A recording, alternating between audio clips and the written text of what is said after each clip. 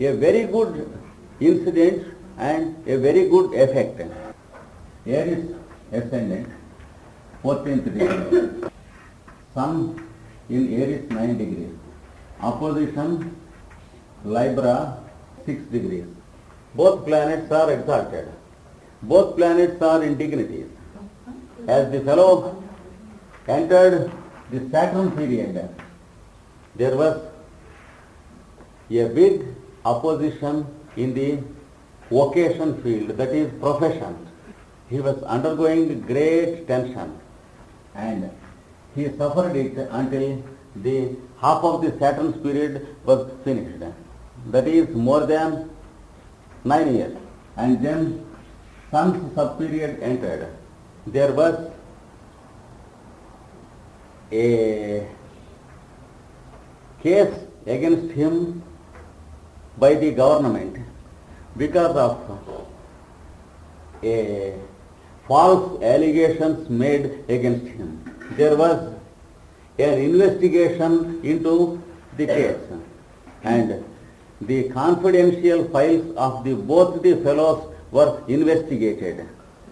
There was great tension to this fellow and this fellow was found not guilty at all.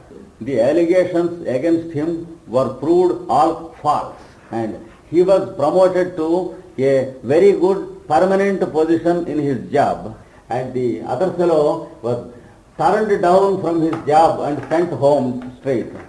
This is what happened in the Sun's sub-period of Saturn's period.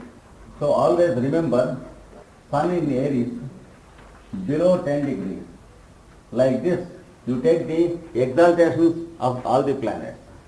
Having opposition to Saturn Libra or having square with Mars in Capricorn or all the three existing like this. Three corners of the cross affected. Generally the houses will be almost equally distributed in tropical countries. As you go nearer and nearer equator, exactly the 12 houses will be in the 12 signs. But as we come to the northern latitudes, there will be uneven distribution of the houses. So in India we come across many horoscopes like this. And this fellow enjoys great honor and very high position in life because he is a great disciplinarian. He never spares either himself or others. And no mistake is possible with him in life and no postponement of duty is possible. He is a devil of punctuality.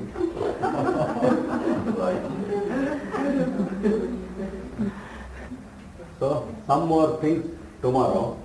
We will go into the study of spiritual astrology about the Aquarian age. These are also planetary periods, but they are periods of humanity, whereas the periods we discussed are periods of individuals.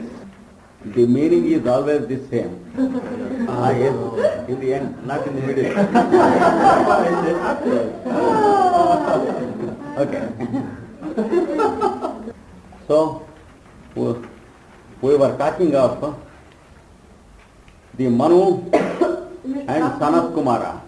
They conduct the entire work with the aid of two chief disciples. That is, yesterday I told you whom the scriptures call Maru and Devapuri. During all ages, there will be people on this earth who remember themselves and their own mission in life and the continuity of their purpose through thousands of years. They remember themselves through births and rebirths, and they will be in the background, personally most insignificant, and they throw the work to the background without themselves personally being known. For example, the work of Jwalkul is known by every one of us, whereas no one knows who Jwalkul is. He leads quite an ordinary life of a citizen or a villager in some country or other. According to his mission, he takes a rebirth in some country, which often differs from country to country. And then he will lead an ordinary and normal life along with all the other citizens. Whereas in the other planes, he will be sponsoring the work at a tremendous speed. This is how the work is conducted.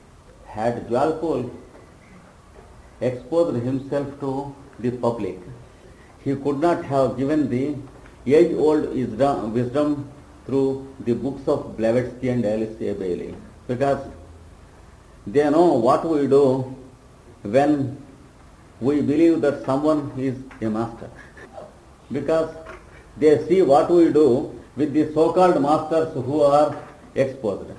So the real masters are always in the background, throwing the work into the field. And in the morning, I read his sentences to you, how they work without any claim at all. You remember what he said. You can read my books. If you find them correct, you follow them. Otherwise, throw them away. That is their claim about their work. The humble nature and simplicity of the masters can never be imagined. So, the whole work is conducted by two masters, who are the two disciples of Maitreya. They themselves work as the linking forces between the men of the new race and the dwellers of the cosmic plane. The dwellers of the cosmic plane are the 7 stars of the Great Bear and the stars of the constellation called Tortoise and the Pleiades, Castor, Pollux and the dark star called Sirius. They are all the solar systems on the cosmic plane. They are solar systems much far evolved than our solar system. So, a relationship between our sun and these stars is going on, which can be compared with the relationship between masters and their disciples. If you compare these solar systems as the masters of wisdom, you compare our sun as their disciple and the planets as his disciples and the earth as the disciple of the planets and the sun and the people on this earth as the disciples of the planetary consciousnesses and also persons who are born with the spirit of these constellations. For example, the spiritual light to our planets, and always there will be one person on this earth who is born directly under the influence of that spiritual light. And there are 7 stars in the Great Bear, and there will be 7 human beings always on this earth working as agents or the prototypes of the 7 stars of the Great Bear. In the scriptures, you will find 7 people working on this earth with physical bodies, having the same principle, and they are described through ages and thousands of years. The humanity of any century includes the stories of these fellows. So, we have to understand the terminology and the approach of the scriptures. Otherwise, we will be confused. For example, 10,000 years ago, these fellows will be described in stories. After 20,000 years, there are stories with the same fellows. I will give you a little example. The world teacher once came down to earth as Rama in India. His guru was called Vasishtha. Another guru is called Vishwamitra. Many thousands of years later, the world teacher is once again born on this earth as Krishna, about 5,000 years ago from now. And during his time, these two fellows are once again described. Unless we know the keys of the scriptures or how to understand them, we are bound to understand the scriptures as cock and bull stories. They are interpreted by great scholars like Max Muller, Jagland, Zimmermann, etc. in the same absurd way, until Blavatsky came out with her writings in Isis Unveiled and Secret Doctrine, and she had to openly oppose and criticize these scholars. You will find what type of hammering language she used against these scholars, because she could explain some of these keys in her writings. So here it is described that they themselves work as the linking forces between the men of the new race and the dwellers of the cosmic plane. The dwellers of the cosmic plane are the constellations.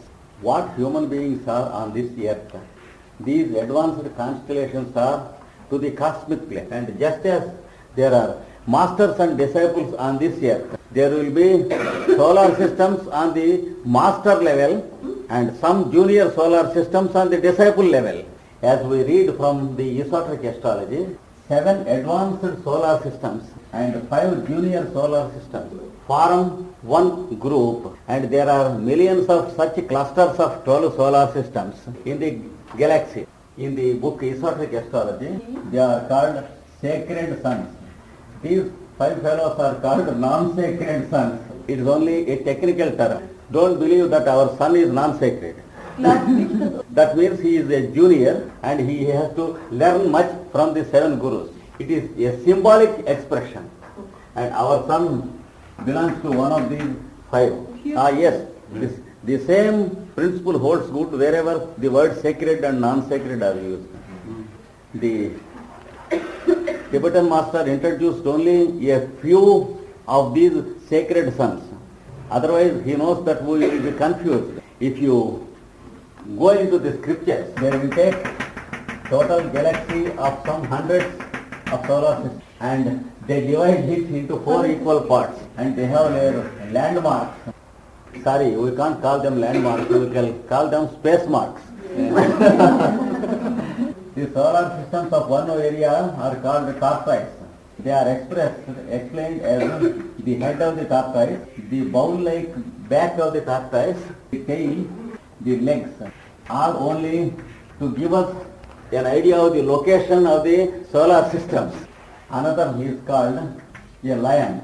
Some solar systems on its mustaches, some on its upper lip, some on the lower lip, and the lion is described as opened mouth with teeth, crescent teeth appearing, and some solar systems on each tooth, and another is described as a big bear, which is different from the constellation bear, and a 4th is called a monkey. These 4 beasts are described. On the lower hemisphere, if we take the equator of our earth and divide the whole sky into the lower and upper halves, these are described on the upper hemisphere, whereas on the lower hemisphere, once again, there are so many things, and each star has a separate name, and we have allegories about each star. So the Tibetan master wants to introduce things to us through slow degrees in a period of some centuries gradually. So he has taken only this quadrant into consideration and described only a few of the constellations in the esoteric astrology for the purpose of superimposition, to find out the correspondences of the whole constellational body in our body, to train his disciples into that type of meditation and enable them to enjoy the composite consciousness of the whole humanity of this earth and the consciousness of the various solar systems put together, so that they may behave better with their brothers around themselves. This is the syllabus of the master's work. Whenever a master teaches something, this is the only purpose. And the 7 stars of the Great Bear, the Pleiades, Sirius, Castor, Pollux, these are our solar systems, that is the sacred suns. And the stars of the judges, we know the stars called the 7 judges in a constellation called the Aquila. And allegories and stories about these stars can be found in the book of Judges in the Old Testament. For example, the story of Samson is one of the stories of the Judges. And I think you know that Hercules is also a star who is a solar system. So the stories of Hercules in the Greek mythology are all the allegories of the stellar personality. And somehow the symbolism is for the first time exposed in the form of a short treatise in a booklet called The 12 Labors of Hercules. So the stars of the judges, all these constellations are linked up with the new race. New race means the new race that is just evolving in the present humanity, which the theosophy students call the sixth subrace. And through the sages Agastya and Vasishta, there are two great constellations about whom I will explain tomorrow. For example, this sage Agastya is described in the scriptures as drinking away the oceans. There were some demons destroying the welfare of humanity of this earth, and they were hiding themselves under the oceans during daytime. During nights they are coming and eating the human beings. And the devas of the Deva kingdom, they felt it helpless, and they came to this fellow Agastya and asked him to help them. He asked, "What do you want?" Then they said, "We want a method to empty the oceans so that the fellows are out." Then this fellow has taken the water of the oceans and drank into his belly. And the demons were out, and they were killed by the devas. This is a periodical story, that is an allegory narrated about the human race of the Aquarian age. Whenever the Aquarian age occurs, this story happens with all of us. How it happens, I will explain tomorrow. The sum total of what we have understood yesterday about the planetary effects that can be applied to periods and sub-periods were generally the planets that exist in the 6th, 8th and 12th houses. They give bad results, especially when they are afflicted by malefic planets. For example, affliction means a spare from another malefic planet, an opposition or a conjunction of two malefic planets. These are called afflictions. And if these planets are in exaltation or own house, there is no bad result, but there is a good result after some great struggle and anxiety. This is what we have seen. And planets that exist in debilitation, they give bad results during their periods and sub-periods. The worst being Saturn in Aries, Mars in Cancer, Sun in Libra, Moon in Scorpio, especially when the moon is decreasing, called negative moon. That is from after full moon up to new moon. This is called negative moon. Mercury in Pisces, Venus in Virgo, Jupiter in Capricorn. These are malefic in their effects in the decreasing degree of intensity of malefic nature. That is, Saturn in Aries gives worst results. In any horoscope, if Saturn in Aries exists in one of the cardinal points of the cardinal cross, that is, 1st or 7th houses, 4th or 10th houses, within 5 degrees orbit of the cusp of the house. For example, if Saturn is in Aries 5 degrees, if one's 10th house is in Aries 9 degrees, that means he is within the orb of the cusp of the 10th house. In such a case, he gives brain troubles, dullness, and generally severe type of headaches. Sorry, this must be Mars. Mars in Cancer, in some horoscopes causes a risk of accidents during his sub-periods, especially if the person himself prefers to drive. Sign, this is sign. No, sign is more important because we are talking of debilitation. These are the debilitation signs of this planet. And if at the same time the planet is also on the cardinal cross, the danger is more pronounced. And in addition to these things, there are certain malefic places to each planet which apply only to the periods and sub-periods. For example, Saturn in Cancer and Saturn in Leo.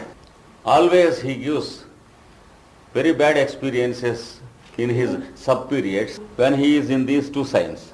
And Mars in Pisces gives very bad experience. Mars in Pisces may cause sickness due to food disturbances. Sometimes poisonous food, that is, if we eat something without understanding that it is impure or rotten, something like that. Yes. In the case of Neptune, it will be the toxic effects. And also, if there is drinking habit to the person, this gives worst effect. The person should be careful to stop it during this sub-period. And also, any type of sickness which keeps the fellow confined to bed, it's bad. Confinement to a place is marked with Mars in Pisces. No, there is a general standard orbit we use in India, that is 5 degrees this side or that side. Generally it is 5 degrees, but for sun and moon it is 10 degrees. Even in Western astrology, some authors like Alan Leo followed the same method. I follow the same procedure. Yes, it is. Generally 5 degrees this side or 5 degrees that side. And there are some special cases which I will show you now. About Saturn and Mars. One planet in the first house, another planet in the birth chart. Then in Mars sub-period and Saturn's main period, or Saturn's sub-period in Mars main period, there is a possibility of an unforeseen and accidental death.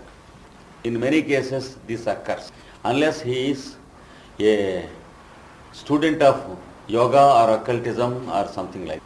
Many deaths by accident, they clearly indicate the time of probable death if these two planets exist in this place. That is, one planet in first house, another planet in the 8th house. So during this period, the fellow should be very, very careful. And another combination like this, negative moon and a north node, that is ascending node. One in the first house, another in the 8th house. It is a very dangerous combination. Similarly, one planet in the 4th house, another planet in 10th house, within the orbit of the cusps of the house. Either this pair of planets or this pair of planets. Generally, it gives an accidental death by falling from a height. For example, a slip in mountaineering like that, or a plane crash.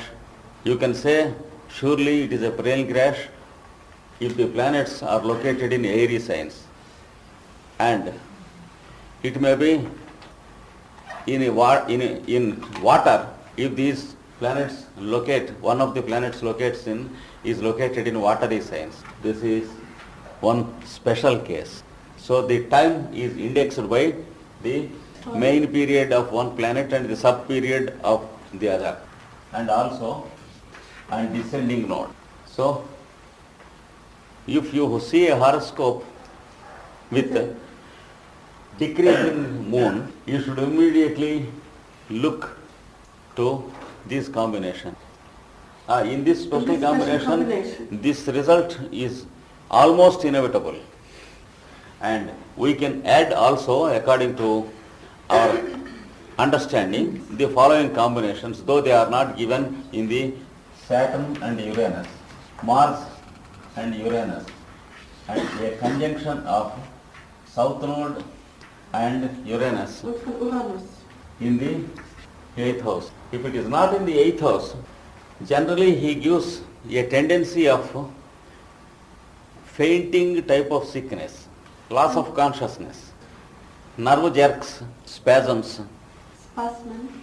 especially the disease of the type of epilepsy, Krankheit. a grand mal. Especially if this combination is in one of the points of the cardinal cross. Saturn, Mars and all the combinations, they are given in the ancient books.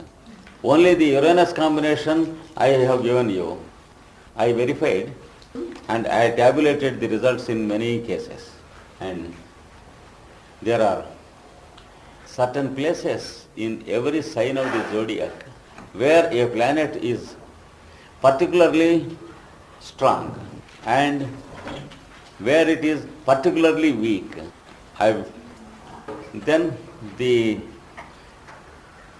period will be without any important events, and generally there will be no progress, and for all worldly affairs it is a period of waiting and disappointment. That is how the sub-periods of such planets indicate. Now I will give you one of the ancient Indian systems which indicate the specially strong places and specially negative places of planets. Just first listen to me, you will understand, and then I will explain once again. Don't be in a hurry to take notes. I will repeat the whole thing. For example, this is Aries, 30 degrees. This is divided into 3 equal parts, and each part is divided into 3 equal parts. 9 equal parts in R. Each part having 3 degrees and 20 minutes. In Aries, the first part will be sub-Aries. The second part will be sub-Taurus in Aries. Third part will be 1, 2, 3, Gemini. Fourth part Cancer. Fifth part Leo. Sixth part Libra. Why not Virgo? Sorry, Virgo. Seventh part Libra. Eighth Scorpio. Ninth part Sagittarius. These are the 9 subdivisions of Aries. So, the 9 subdivisions of Taurus start with, so Capricorn subdivision in Taurus. Second is Aquarius. Third Pisces. The fourth Aries. Fifth Taurus, Gemini. Seventh Cancer. Eighth Leo. Ninth. So this is Taurus. Come to Gemini. What is the next of Virgo? It starts with Libra, Scorpio, Sagittarius, Capricorn, Aquarius, Aries, Taurus, Gemini, and then, so it should start with Cancer, Leo, Virgo, Libra, Scorpion, Sagittarius, Capricorn. 1/3 of the zodiac completed. Again the same thing repeats. That is, just as Aries started with Aries, Leo starts with Aries. For Leo, all the 9 subsigns are just like for Aries. So, for Aries and Leo, it is the same. Taurus and Virgo, it is the same. Gemini, Libra, it is the same. Cancer, Scorpio, it is the same. So, the second 1/3 of the zodiac is like this. Do you follow? Is it clear? Clear? And now the last 1/3 of the zodiac. Again it starts with, so Aries, Leo, Sagittarius, Taurus, Virgo and Capricorn, and Gemini, Libra and Cancer, Scorpio and, clear? So if anyone has no doubts, I proceed to the next point. Now, the three fiery signs, they start with Aries subsign and end with Sagittarius subsign. Okay? And the earthy trio, the three earthy signs, they start with always Capricorn and they end with Virgo. Okay. In all these three signs, earthy signs, the subsigns start with Capricorn and end with Virgo. And for the airy trio, all the subsigns start with Libra and end with Gemini. Okay? And in the watery trio, all the subsigns start with Cancer and end with fishes. Can I proceed to the next point? Now, you should be able to tell me the subsign if I give you the degree. Suppose the sun is 14 degrees Varsa. Varsa is one of the airy signs and therefore That's what. it acts upon hearing. Deswegen geht's aufs Ohr. A small point of interest. Do you know that the 14th degree of Aquarius particularly deals with the capacity of hearing? If any planet is much afflicted in the 14th degree of Aquarius and if it falls in one of the 4 points of the cardinal cross, the fellow is particularly afflicted in the hearing. And how many subsigns? He is in what subsign? Capricorn. Yes. There are already published books under the name 360 degrees of a zodiac, some ancient authors. Aquarius starts with Libra. He is in the 5th subsign, is it not? Each subsign is 3 degrees 20 minutes. In the 4th, he is in the 4th. The first is Libra, second is Scorpio, Zweite ist third is Sagittarius, the fourth is like this. You have to divide. And it is easy to remember the whole sign into 3 equal parts of 10 degrees each. Between 0 and 10, 3 subsigns. Between 10 and 20, 4th, 5th and 6th subsigns. Between 20 and 30, 7th, 8th and 9th subsign. It is easy to pick up. Another simplified point to remember is always the subsigns begin with one of these 4 signs. That means the cardinal signs. In Aries, Leo and Sagittarius, they start with Aries. In Cancer, Scorpion and Pisces, they start with Cancer. In Gemini, Libra and Aquarius, they start with Libra. And in Taurus, Virgo and Capricorn, they start with Capricorn. So always they start with the cardinal sign. This may be an easy point to remember. Clear? Now about the application. If the sun is subsign of Aries or Leo, let him be in any sign. He never gives bad results in his subperiod. He may be in Libra, that is his debilitation sign, but he is in the subsign of Aries, he will give good results and not bad results during his subperiods. Similarly, Moon in Cancer and Taurus subsigns, irrespective of where he is in the sign, he gives good results. Mars in Aries, Scorpio and Capricorn, that is own signs and exaltation. These subsigns he gives good results. Mercury in Gemini,